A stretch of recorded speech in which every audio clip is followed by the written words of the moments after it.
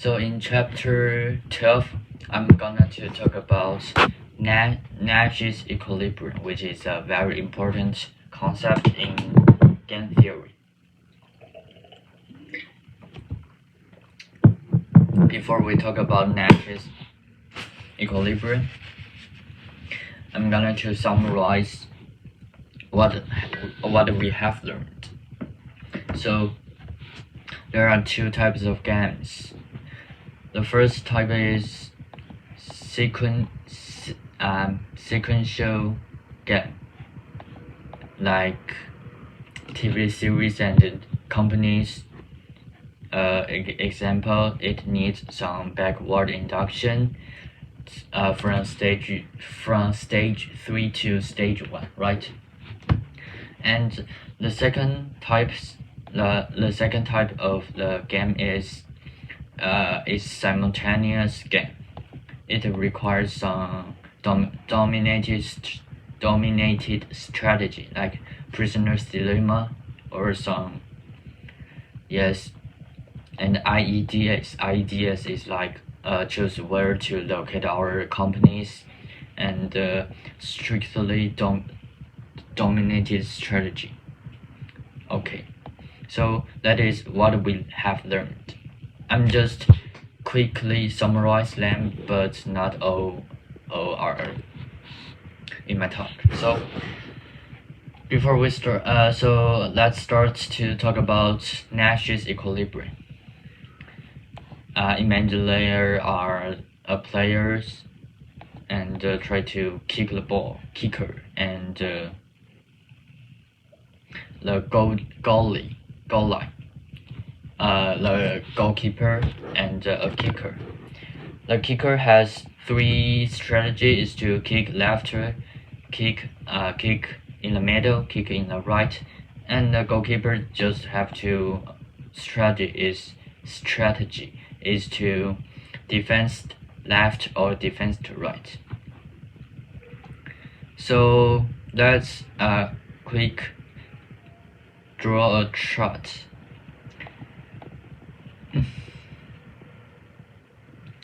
to see the consequence. So if we are a keeper, or we are a goalkeeper, or is a kicker, we don't know what strategy should we take, right? Because there is no dominated strategy. Also, there is no strictly dominated strategy, and you can't just backward induction. You can't take any strategy. So the only thing you can do is to guess the possibilities of the goalkeeper choose to defense left and defense right. So yes, it is more likely a possibility. So we call this situation is reach a Nash's equilibrium, because we can't take any other actions to maximize our utility of satisfaction, and the action of guess the possibility is called belief. Yes, we believe as a kicker. We believe the goalkeeper will defense right, like 40% chances, and the goalkeeper will defense left, like more likely 60% chances. So we can just draw a chart to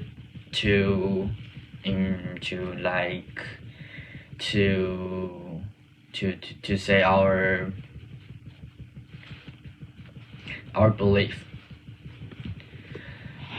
That is so I just skip the chart.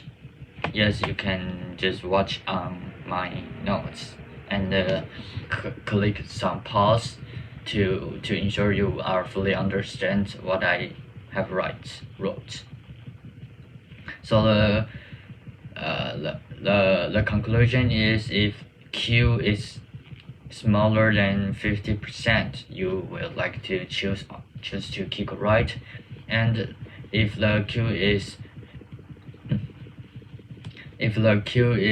greater than 50%, you would like to choose to kick left, or maybe the Q is equal to 50%, then you can just click either right or left is okay. Yes, you don't have any strategy. But the thing is, never choose to kick middle. So that is about Nash's equilibrium and the example of kicker and the goalkeeper. Now I'm trying to explain Nash's equilibrium in a more detailed way. So the Nash's equilibrium truly meaning is, we can't take other strategy or take other actions to maximize our payment. That is, like, if we like in the goalkeeper and the kicker game, if the Q is equal to 50%, we just need to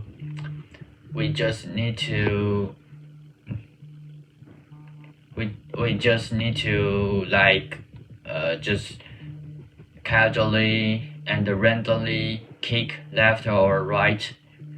Do not just, I want to always kick left, and if you take this action, you are lost some chances, and you are minimize your best payoff, because the situation is reach a Nash's equilibrium, right? So you can take other actions to maximize your profit. That is me.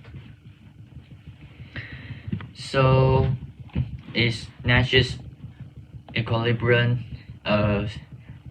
only one, or maybe can have a lot of Nash's equilibrium? Yes, it can be. It can have a lot of Nash's equilibrium, of course. Like the location choices, after we analyze the 5-5 and the 6-6, 5-6, 6-5 are all Nash's equilibrium, because any of the